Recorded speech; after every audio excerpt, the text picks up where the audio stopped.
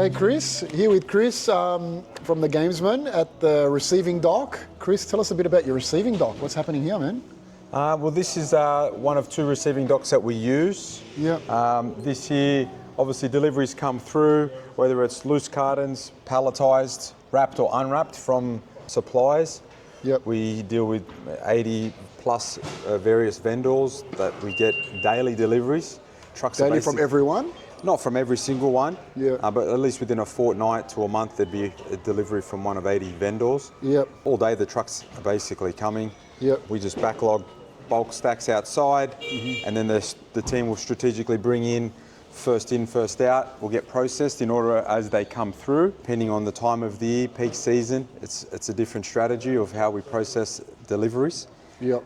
But I'll get used to come through, and you can probably watch a bit of the team, how they do process some stock. So it is a bit hectic at the moment. Come through, we'll go deep in. Yep. We've got receiving benches here, deliveries will come through, Yep. and we'll check them off on a digital tablet. So digitally check them off, yeah? Yeah, so the purchase order is preloaded in the system prior to stock arriving here. Even if we order stock from a supplier with a PO or it's ordered off their portal, Yep. we try to have a purchase order loaded from the team upstairs. That way when the stock does arrive, it's ready to go in the system. Tim will just open up a tablet, load up the purchase order, it'll bring up everything from that delivery, and then they can start scanning and counting as they go until it's 100% complete. Any overscans go red, any short scans are orange, obviously completed counts go green. It's very simple to process them through. Here we've got plush toys. So obviously there may be scenarios where it's an under, but they may not have billed you for an under. How do you marry up the invoice with Well, sometimes there's a carton short, so maybe it was a short shipment. You know, 9 out of 10 cartons came. The next day, the 10th will arrive. Which happens very often. Yeah. So that's usually So annoying, isn't what it? happens. Yeah, then we've obviously got systems in place to manage that, manage damage deliveries. Yeah. We've got to take photographs of them, submit them back to suppliers. Yeah. How do you marry up the PO and the invoice? So if everything's green on the purchase order and the dollars stack up, GST, total amount invoice, is the same on the paper as well as the system. Everything's green, you've got nothing left on your trolley on your delivery, we close it off. And that's a physical invoice. That's a physical invoice that the suppliers still send us, we still want. Sometimes they send it physically on the pallet, or it's emailed across the accounts team upstairs. So we get plush toys. These come in assortments. So you'll see here, very important category for us. It's a big category, plush toys, as well as all the toys. But we'll get a shipment of toys just like so, where it's all mixed, like that, various characters in one. And then we will then split them out and put the character per box. And then they will get individually bagged and then binned away in their bin location. Yep. Can I ask the assortment? So is that assortment like 4 of those, 4 of those, and 4 of those? You have to buy it in a box of 4 Correct. mixed? So it's actually called an assortment on here. Hello Kitty and Friends. You don't know exactly which one it is. Yes, it's from the Easter range, but we don't know when we order them that you're getting 3 pink, 3 green, 3 aqua. Yeah. Or 4. So how do you manage that when the aqua one sells mad and the pink doesn't? That's what Olivia's doing over there. So she's actually doing assortments and entering them, creating a code bespoke for each different character. Because we buy it as one assortment, we say 12 units, and then we've got to split it up into 4 of this, 4 of this, and 4 of this character, individualize it, bag them, sticker it, and then stow it away. So we bag all our plush toys to make sure that they don't get dusty, dirty, whether they're sitting on the shelf for a couple of months or just putting them on a trolley and they fall off while picking other orders, or just warehouse grease and grime on the fingers. And say the aqua sells like really well, but no one likes the green. Yeah. Because I know green's usually not a popular colour with stuff. Yeah. What do you do about that? If you keep buying boxes of aqua, just for the aqua, you're gonna. Usually those ones are sold at a lower price point. Okay. They're not as popular. So to try to run them out. The margin. So it evens up. We blend the margin. You make it a healthier margin on the better sellers, and maybe not so attractive on the poor performer. Otherwise, we do giveaways, we do bundling, anything that really sits around like that. If it's a real hater, and it ends up going to a Christmas charity hamper that we organise at the end of the year as well. If you come around here, you'll see another delivery that we've got going. We've got the same here, even with Pokemon toys. These will be, come in an assortment. and then we'll turn them into itemized SKUs on the website, so the customer can actually, grab this one or grab this one, instead of just buying them in an assortment. Because they come in an assortment, are many people selling them like you are individually, or is that part of the opportunity? Because you buying assortments and selling individually, other people are not doing that because you've got to have a system to manage it. Point of difference, I think, that we do. There is some retailers out there that would do it. Hot Wheels, for example, we buy them in an assortment. They might have 8 cars in them, and competition would just sell Series 6, Wave 4 of Pop Icons range of Hot Wheels, and then they would just order online, and that whoever's working in their warehouse that day will, whoever they feel is the cool one to grab, they'll pick that one and ship that one. Whereas we split them out, similar to the plush, photograph that unique car, do a web page exactly for that car, and then put that product up. So if the customer wants to complete the range, they can actually check out all 8 cars to complete that set, if that's the wave that they're chasing. Yeah, love it. And we do that with trading cards, toys, plush, a lot of the cars and collectibles, mini die casts, and plenty of other categories. I mean, it shows the total customer focus, because the customers want to buy, they want to buy that specific one, they can buy it. That's right. They don't want to buy one in an assortment, they want the specific one. It does obviously require extra, labour and work from us on our end. But we're always looking at ways to fine tune and be more efficient to that reworking, whether it's bagging or managing the assortments. And it differentiates you from everyone else who's just buying and selling stuff. They may not have thought that far. Which is what we're always trying to do every day, Dean. Yeah, love it, I love it. So can we have a look at what a receiving... Yeah, Aussie's got one going, perfect. Okay. Thanks, Oz. Scan the product, it will give you the quantity that you're expecting, and then you figure out how much you've got. So I'm expecting 18 here, so I've got 12 in this box, and I've got 6 in here, so 12 and 6, 18, hit 18, and then it goes to that. So you can see that line goes green because I've got the quantity that I'm expecting, and then everything else is red because I'm still expecting it, I haven't counted it yet. Yeah, beautiful. So, and then for whatever reason, if you weren't paying attention and you scan something else, it wouldn't work. And then if you go over, it goes red. If you go under, it goes yellow. If you're still expecting more quantity. So yeah, very straightforward. Anyone can pick it up and do it very easily. We're looking at Retail Express while we're at it. Yeah. So Retail Express is the receiving part of Retail Express. We've done a few modifications to it. Yep. So it's our point of sale system. It is our source of truth. It is our warehouse management system for receiving. It basically holds all the information, quantities, dollars, stock on hand units. My understanding of Retail Express is it's not a warehouse management system. So how have you got that working? With a lot of years of patching and editing, our IT team is incredible at the way that they can come up with scripts. It's very hard to find a solution out there that does everything that we as a Gamesmen need. Yes, we're a retail store, we are an e-com business, but and we offer click and collect, we offer same day dispatch, we've got a second-hand business. There's nothing that really has everything, that does everything well. So we've sort of picked the best of sort of different programs and made them all talk to each other, but it's not easy, and I wish there was a solution off the shelf that you could just grab and it had it all. We're not a small business, we're not a large enterprise business, we're sort of a big player in that medium to bigger enterprise, I guess. So it's been difficult to justify spending millions of dollars on a software system that is maybe out there that's probably not best suited for us for the Gamesmen. 2019 though, we did build a pick and pack software that plugs into Retail Express. That was our game-changing moment. That was a piece of equipment, digitally software anyway, that sort of made us stand out and took us to that next level of efficiencies in being able to pick with paperless, pack paperless, track any discrepancies with orders of can't finds or damages, items with bin locations. Nothing was just manually dumped anywhere because it fit. That helped us propel.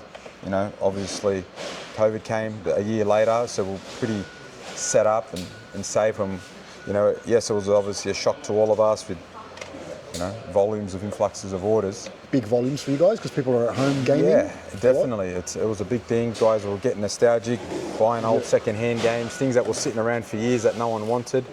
Nintendo Wii became a thing 15, 20 years later. And, I guess we were prepared, but weren't aware we needed to be prepared for that onslaught of the next couple of years. Yeah. So it sort of saved us as well, keeping expectations high of same-day dispatch, quick turnarounds for orders moving out of the warehouse.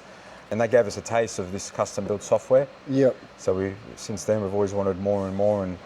And we know that software is the king of, always taking the business and propelling you forward, finding efficiencies, and trying to get ahead of the competition. So talk us through the next stage. Where does it go from here once you've received it all? Yeah, so once the stock gets receipted, checked off, we obviously split to our retail store that you visited earlier today. Yeah. How do you know what goes to the store? Once they've entered a purchase order, they can then put that purchase order into the system, and it will spit them out a script, and it will tell them how many we've got received units here and how many the store has got, what type of velocity that product sells at to determine how many they actually top up. Some categories are done differently. Some are done via a weekly transfer. So board games, for example, we'll do once or twice a week, scrape inventory, do a couple of item transfers, and they get picked in batches and sent across.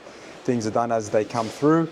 Yeah. New releases are done by buyers. Obviously, they don't have the sales velocity on the system here, so the receiving team aren't too sure of how many to send, if to send it. Some brands don't just are not sent to our retail store. Yep. Some categories or products from that brand are sent, some are not. So it is pretty complex of the split of and the curation of what does go to our retail store. Is that an algorithm? Is it that you've got built into that? It's a bit of a they've mix. got to decide. It's a bit of a mix. It's a bit of an algorithm on the software, and then obviously upstairs the buyer that manages that category or that brand will determine if it goes or not.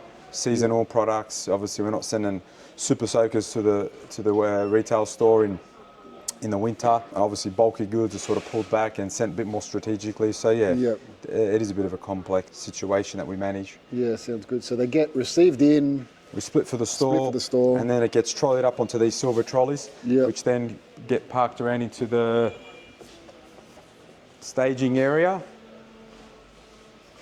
So looks like the guys are doing their work today. There's not much of a backlog, which is great. Lego, for example, it's a bit of a mixed trolley, but we try to receipt in and put onto the trolleys items that all belong in the same bin location or the same aisle.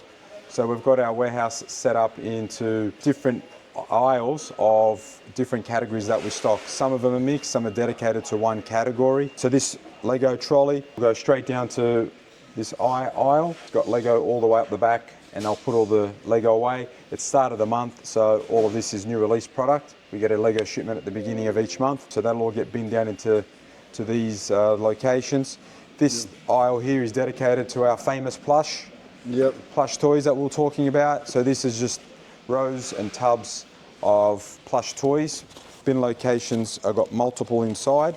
These are obviously all custom-made boxes. They fit perfectly, 5 to a row, all the way, no air, no wasted space.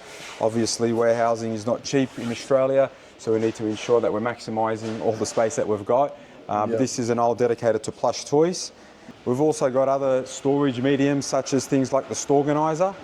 So these here we use for low quantity, small profiled items. And they've got these fancy roller curtains where they've got different sizes again for different product portfolio. And then we've even got triple deep for the smaller items. Things like if I was to sort of try to stow away a bin location for that on the bigger shelves, they're going to get lost, damaged, fall behind other products, which tend to get lost, end up into discrepancies and this whole thing is self-contained, so it's not going anywhere. Yeah, they're very sturdy. Each pocket is a different bin location. So even if the pickers need to find something from this bin location here, it's all easily mapped out. You can just quickly grab the one you want and run off. We try not to have things stacked top to bottom. It's always left to right. And that's the same with our pick trolleys and put away. They consolidate, again, not much air. One of these bays equates to 2.5 of our other storage bays down in a normal aisle. So it really consolidates and compresses these small items. But this is more for tabletop games only. So again, a lot of multiple small items, all binned away. Every pocket has its own bin location, so it's still very easy for the pickers to find exactly what they need. Everything's not stacked on top of each other, but sideways, so we can just quickly grab and run. One is this warehouse H is this aisle, 13 is the bay, number 6 is the 6th shelf or 6th row up, and G is the letter from A to G in the alphabet for this one here. This one might be a little bit easier to see. So that's H13, this is H14, 1, 2, 3, 4, all the way to 8. So it's just like your street numbers, even on one side, odd on the other side. They've also got the barcode or QR codes on each bin location. So once the stock from the silver trolley gets moved on, you'll see he's loading up his wave picker machine now to take all of his Lego product away. He'll scan one of the items. It won't have a bin location because it's a new release item. He'll find a home, scan the bin location, and then that'll update in the system of its new home. Yeah, cool. And so the QR code is the same as the barcode? Yeah, then? we just have both. Some scanners pick up one better than the other. Yeah. So we thought it was efficient to have both on there, and they go through all the way down our warehouses, A to Z, and 1 to 25 this way. Cool. So then we've got our plush toys, as I mentioned, Lego and gaming. Then this is our tabletop games, which is sky high. Toys then kick off. And again, this is another whole aisle. We use these wave pickers to pick items and put away items, anything that's above levels 4 and up. Got more store organizers back over here. Again, mixed of small profile products. Not so much in order of a brand or a category. It's small footprint and low quantity.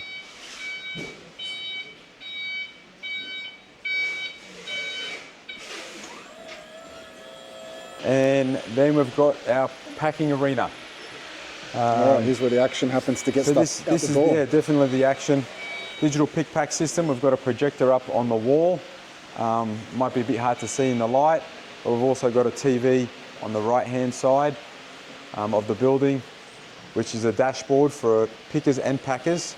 Picks, stock, items need to be picked and dispatched.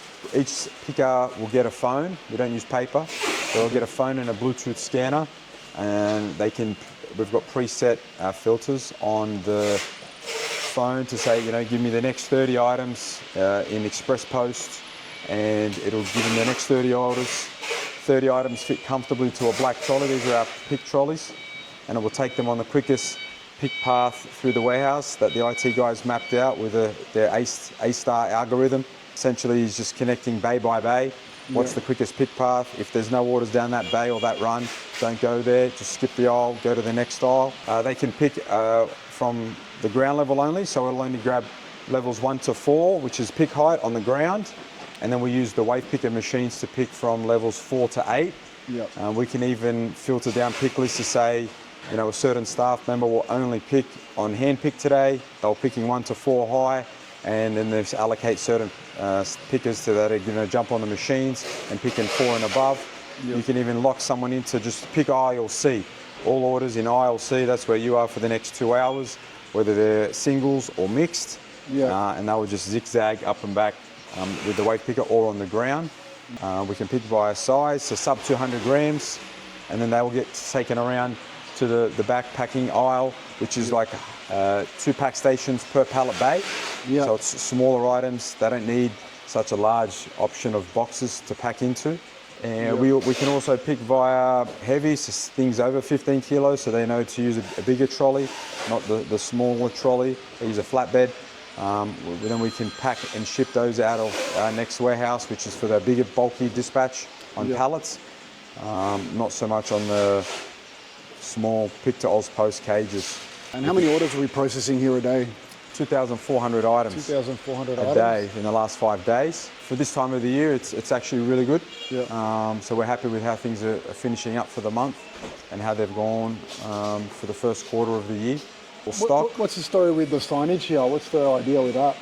There's a lot of work that goes into getting orders out, and sometimes our warehouse team don't always get to see all the great reviews that we get.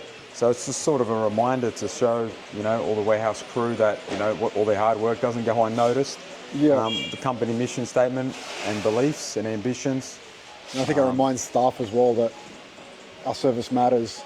Yeah, definitely. And we whether do that's, care about it, so that's why we put it up there. Yeah, whether that's you know, a fast pick pack dispatch time frame, or if that's well packed and cared collectibles and toys, you know, that are packed with love. They're the last mile, especially the packers, to ensure that, you know, that item gets to the customer safely, and that wow factor when the customer opens up their box from the Gamesmen. Yep. That's is exactly how they want it to come. So this is also part of our pick and pack software that we created in-house from And do you batch pick or you pick by order? We do by order, depending on these days. You know, if we'll come in and there's 50 of an item sold, we'll just go and grab all 50 at once, and then they'll get picked and delegated to a packer to get processed. Otherwise, it's order of invoice number, first in, first out. So we do sweep lists at the end of the day. This is the pick and pack software that our IT guys have written and created. You can hover over the product so it enlarges, you can see what it actually is, so the pickers know what they're looking for. For this order, we've got 9 in stock, so he knows roughly how many he's looking for on the shelf. It's got the bin location, which is obviously the most important, which I'm going to pretend I'm in B84 here. If I go to scan something, and it's the unexpected item scan, please check again. We put it back and we'll go through and make sure we find that right item. First step of security, ensure that we're picking the right item and the wrong ones aren't going out. Then if we do scan, it's correct, it just makes a popping sound and just moves on to the next item now. If it's the last one, we cut it up, take that empty box with us. It then creates a space for the next item for the binning team to then put away. They're not spending their time housekeeping. We want them to be able to put through as much stock away as possible. And the next picker's not looking at empty boxes either. Yeah, and it just causes more confusion, more mess. It goes a long way. So they take it away with them, and there's dedicated cages around the warehouse. So now as for packing, this is our pack arena. Each packer's sort of got their own station set up, how they want it, with which box, in what location, and padded bag, in what they feel is best suited for them. We run with 27 different size cartons, which is crazy. Yeah. Sometimes we've had to just get a custom box made for one item that was, you know, moving volume. So we thought, you know, instead of trying to spend time making up a custom box, wrapping it in plastic and it's not secure, we would get our own box made. Yep. So now we're up to 27 odd different size and shaped boxes. Obviously a lot of them overlap for different items. We've also put creases on some of them. So if you don't need this much space, you can cut it down with a nice neat fold. So it goes to this. So that's a box 4, that's a box 4, but that's what it looks like when it's cut down, and that's what it looks like from factory. Yeah, nice. So we're not shipping air, the item doesn't move around, there's no movement inside the boxes.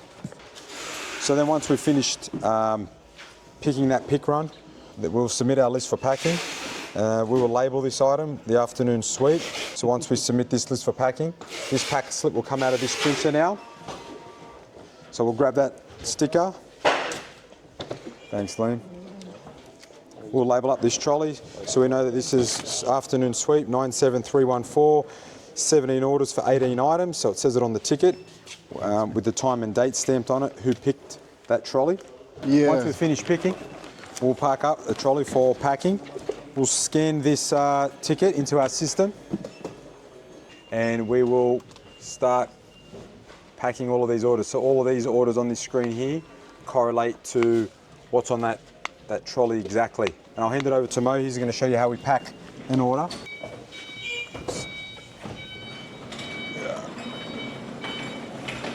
So you scan the item, we'll place it on the scales here. All orders need to be weighed on the way out.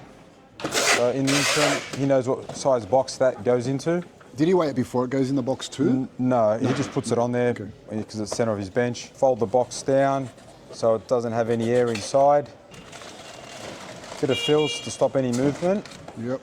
If it's fragile, it gets fragile tape, of course. If it's valuable or not, so on the pack software, it'll tell you the packer, the price. Tell me about that. Just to make sure, why do you shake it, Mo?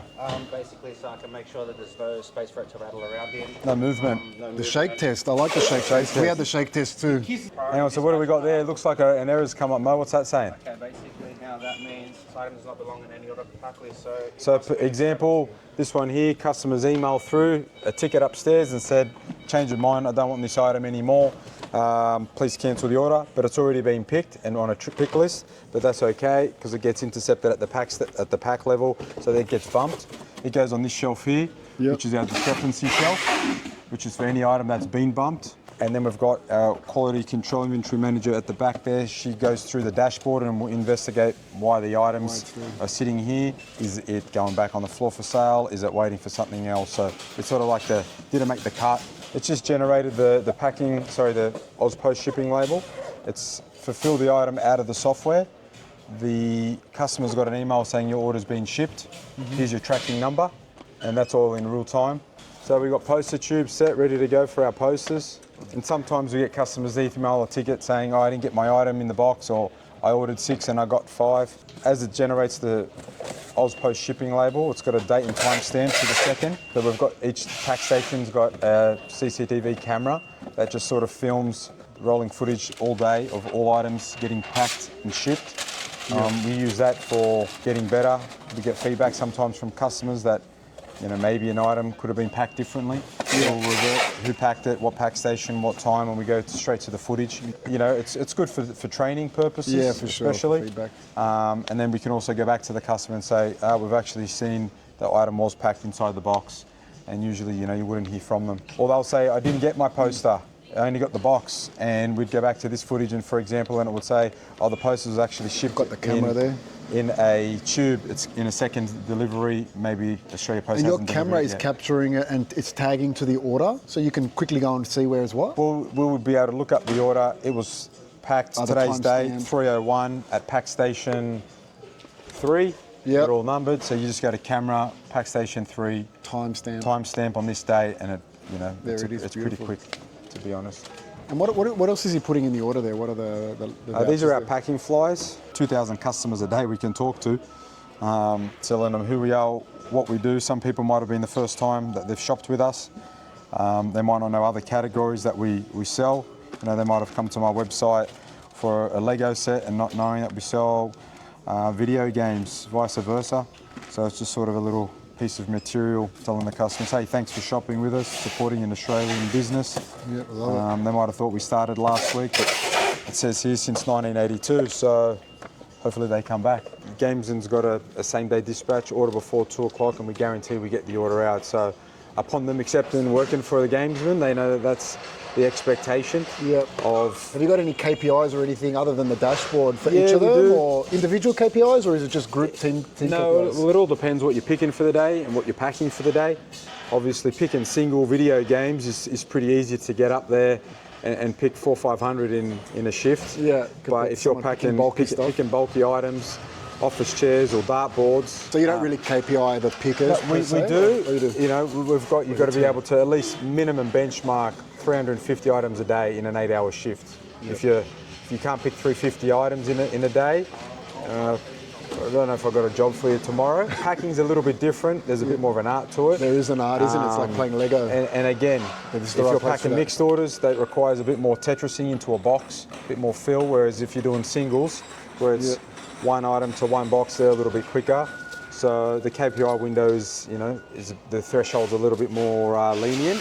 Yep. But the pick and pack software's also got stats for each staff member that we can see how many items they did pick and how many orders they did pick for the day. And same for packers, how many items and orders they got out for the day. Even just on a daily basis, compare staff against staff. Who may need a bit more assistance? Is there anything we can do to get them, bigger stats against their name? Or what was challenging? So I ask those questions with them all the time. Any staff competitions or anything like that? I think they do internally. They just compete with themselves. You don't know it, but they're like... No, I think at the end of the day, they'll hit the refresh button and see, how many items that they did do, especially at Christmas.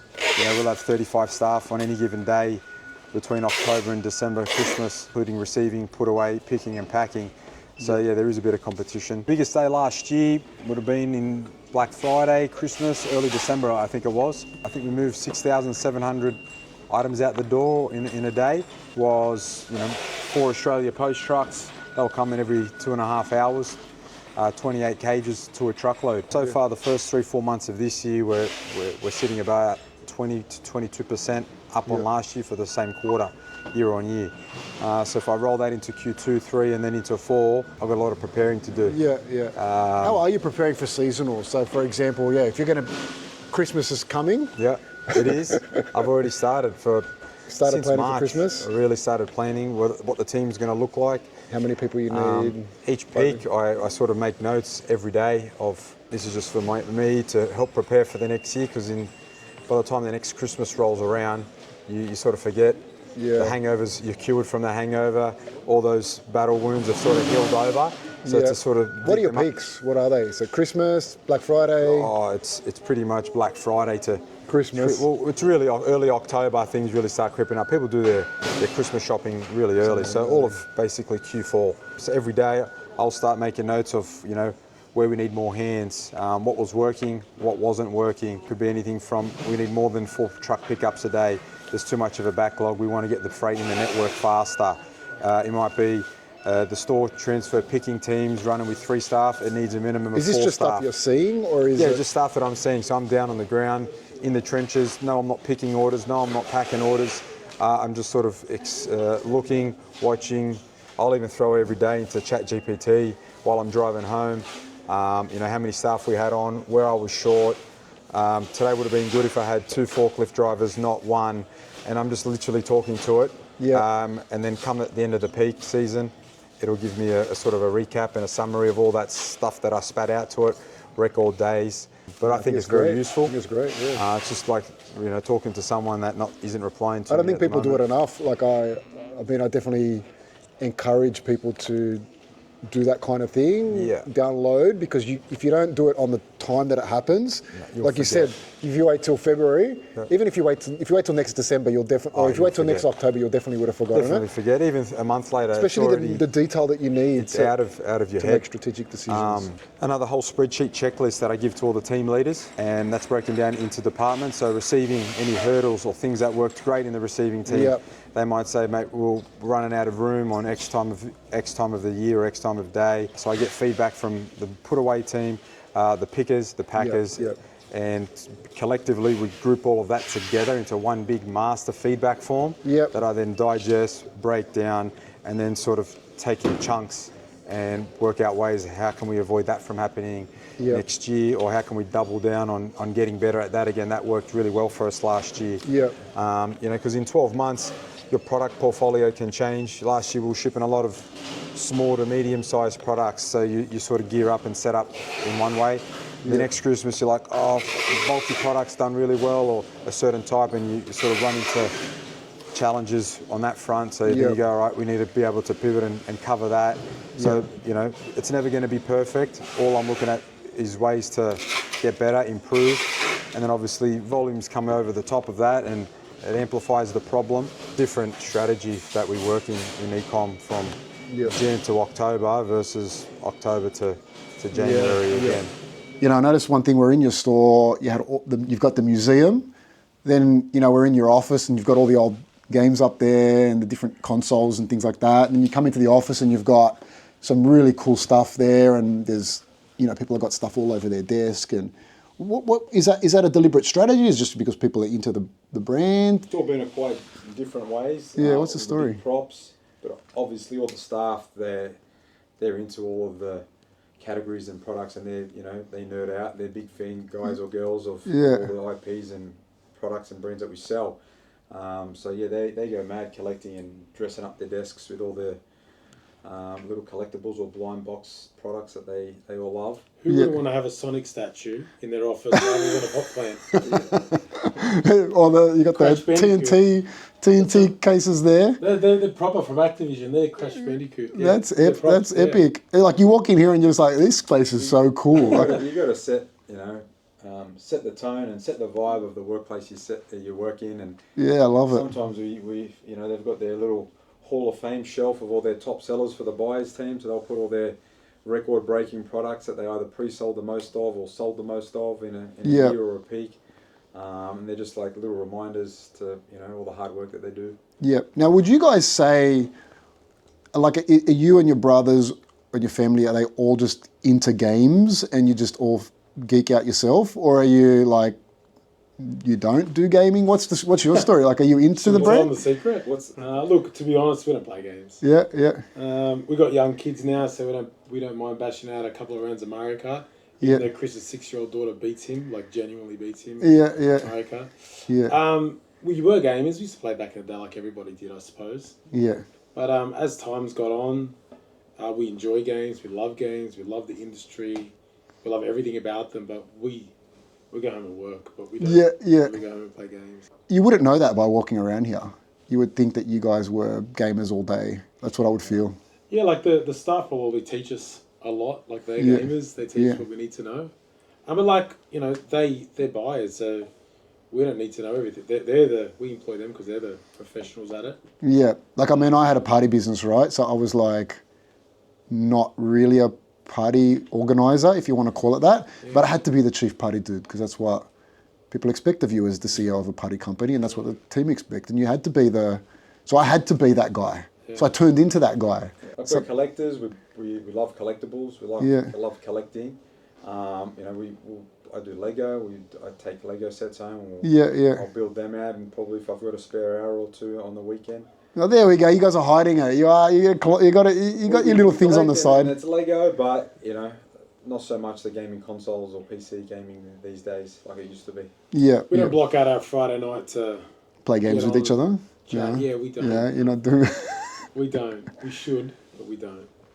But look, I suppose a painter's house is never painted, right? Like, We live and breathe it all day, every day. Yeah.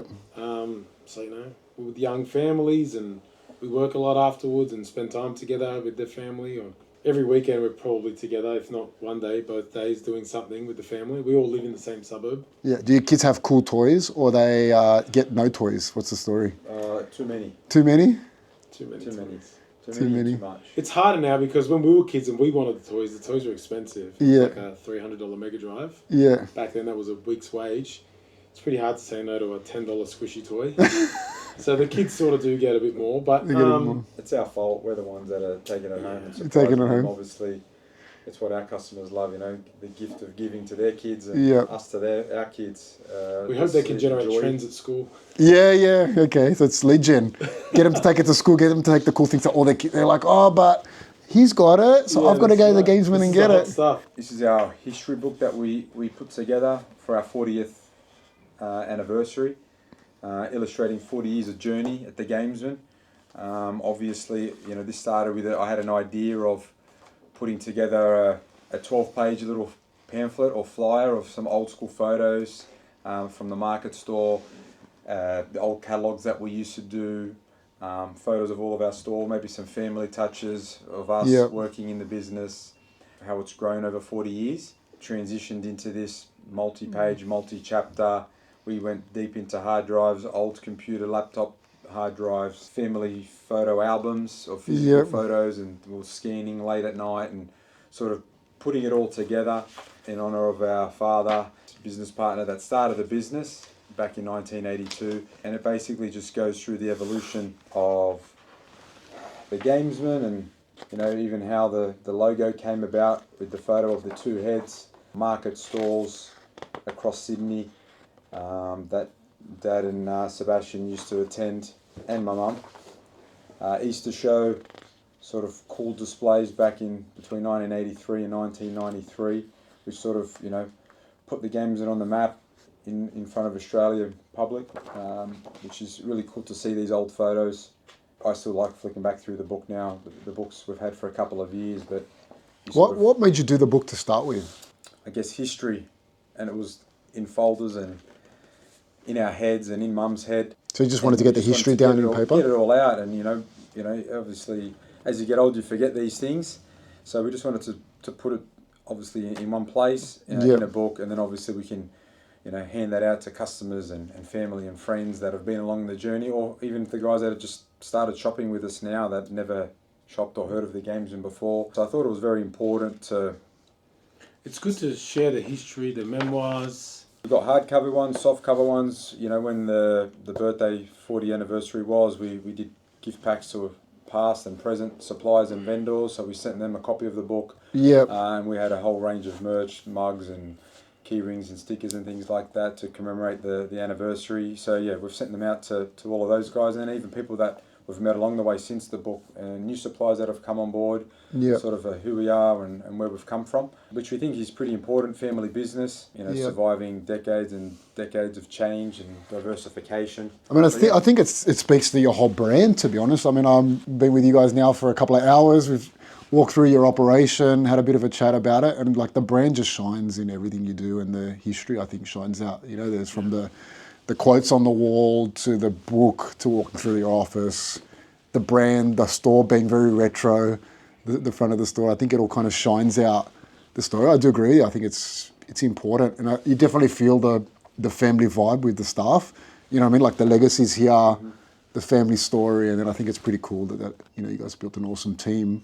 I think a lot of it's got to do with the legacy and the history, and then the fact that you've kept that going, the family business, and you've brought family business into a large business. I think that actually, you know, it's quite a powerful, Thanks. I think these things outcome. should be celebrated. Yeah. Like you said, it's not many businesses last 4 decades. No. In electronics too. Yeah. Ever changing. Yeah, look, I suppose it's something we're proud of, and Yeah. we want to keep the dream alive. We just keep batting at it every day, right? I mean, I've come from a family business too, so I know what it's like. And you treat your staff like family. You've got your family legacy. They understand the story. They resonate with the story. They feel like they're part of the journey. And they definitely do. And they're part of the story. That's probably the best way to put it. They're part of the story, you know. So I think that's awesome. So yeah, guys, thanks for the tour through your business and showing other businesses how you guys operate, because you've got a phenomenal business, and I think it's great to showcase it to other businesses who just, you know, on the journey. Thanks, So, yeah. I appreciate your time Thank you. coming out and visiting us too. No, thanks for having me. Cheers. Thanks.